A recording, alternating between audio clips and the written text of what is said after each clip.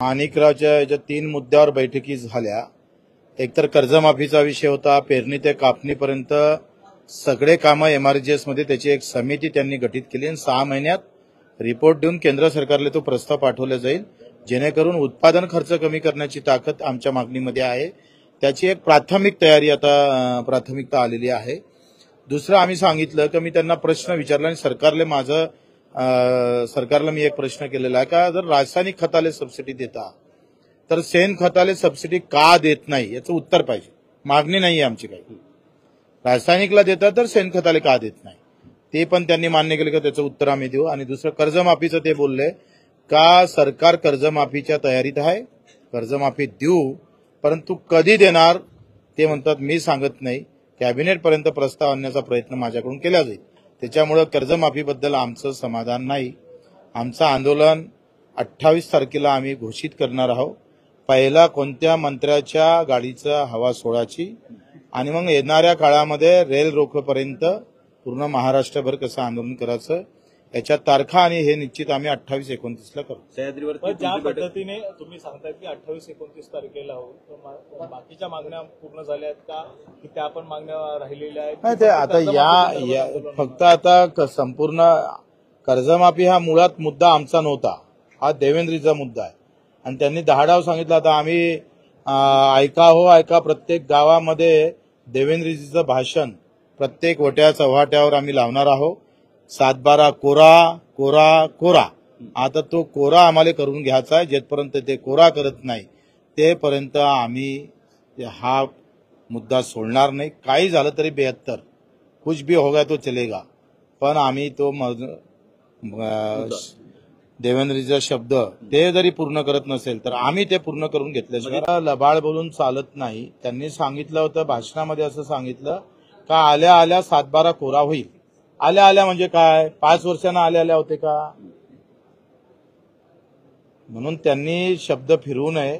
लागन तर मुहूर्त काढा, चांगल्या ब्राह्मणाले भटाले बोलावा, पण तारीख आम्हाला द्या। 2 मुद्द्यावर, बाकीचे मुद्दे दिव्यांगाचे खूप चांगल्या प्रकारचे हाताळले गेलेले आहे। त्याचे कदाचित GR या 5-6 दिवसात निघेल, परंतु आमचा दिव्यांगाच्या मानधन वाढीच्या बाबतीत असू दे, कर्जमाफीच्या बाबतीत असू दे, ह्या 2 मुद्दे आमचे महत्वाचे होते, त्याच्यावर समाधान झालं नाही। 19 मुद्द्यावर जरी सरकार सकारात्मक असलं दिव्यांगाच्या बाबतीत, पण त्या मागणीमधला खरा आत्मा जो आहे तो मानधन वाढीचा आहे आणि कर्जमाफीचा आहे, तो आम्ही पूर्ण केल्याशिवाय राहणार नाही। 2 बैठका याचा काही संबंध नाही आहे। 7 लाख कोटीच्या बजेटमध्ये 45-40 हजार कोटी जातं आणि कर्जमाफीला 35 ते 40 हजार कोटी लागतं, त्यानं फार मोठा विषय नाही आहे। उलट आम्ही पाहतोय का शक्तीपीठ असेल, इकडे कोणता समुद्री मार्ग असेल किंवा पुणे मेट्रो असणार, या सगळ्या योजना मी नेहमी सांगतो, माझा आरोप काय का योजना कोणत्या बजेटमध्ये केल्या ज्याच्यातून कमिशन मिळतं, म्हणजे म्हणायचं काय आहे सर? तेच मी म्हणतोय। आता अधिक काय स्पष्ट म्हणू? कमिशन म्हणजे अर्थ काय? अशा योजना आहे ज्या लाखो करोडाच्या योजना केल्या, ज्याच्या सरकारच्या म्हणजे सामान्य लोकांच्या भल्यापेक्षा सरकारमधल्या लोकांचं भलं जास्त होते, अशा योजना बजेटमध्ये आलेल्या आहे। पक्ष मजबूतीच्या योजना आहे, त्याच्यामुळं सरकारचं लोकांचं काय भलं होईल हे नंतरची गोष्ट आहे।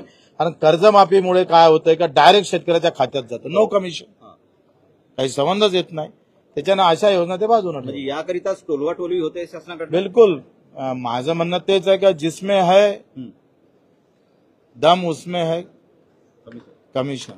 महाविकास आघाडीचे नेते देखील हेच म्हणतात की कमिशन खोरी करणार आणि दलाली, म्हणजे ठाकरेंच्या पक्षाने देखील हाच उल्लेख वारंवार करतात। आता तुम्ही त्यांची भाषा बोलू लागलात? नाही, मी माझीच भाषा त्यांना बोलली, मी सगळ्यात अगोदर बोललो होतो।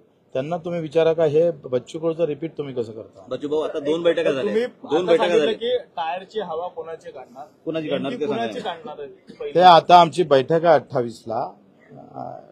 कोणाचा टायर पंक्चर करायचा, कोणा शेतकऱ्याबद्दल कोणत्या मंत्र्यानं जास्त घृणा केलेली आहे, जो आमच्या बाजूने कोणता मंत्री बोलला नाही, ज्यानं निवेदन घेतलं नाही, ज्यांना ज्या पद्धतीनं शेतकऱ्याच्या तुच्छ समजलं, त्याच्या म्हणजे गाडीचा टायर पहिले पंक्चर होणार। आतापर्यंत असं कुठला मंत्री आहे की त्यांनी तुमचं निवेदन खरं तर घेतलं? तेच आता आम्ही सगळे जिल्हा प्रमुख बोलावतो आहे, त्यांच्याकडून माहिती घेतो आणि त्याचा त्याचा पहिला क्रमांक आम्ही लावतो.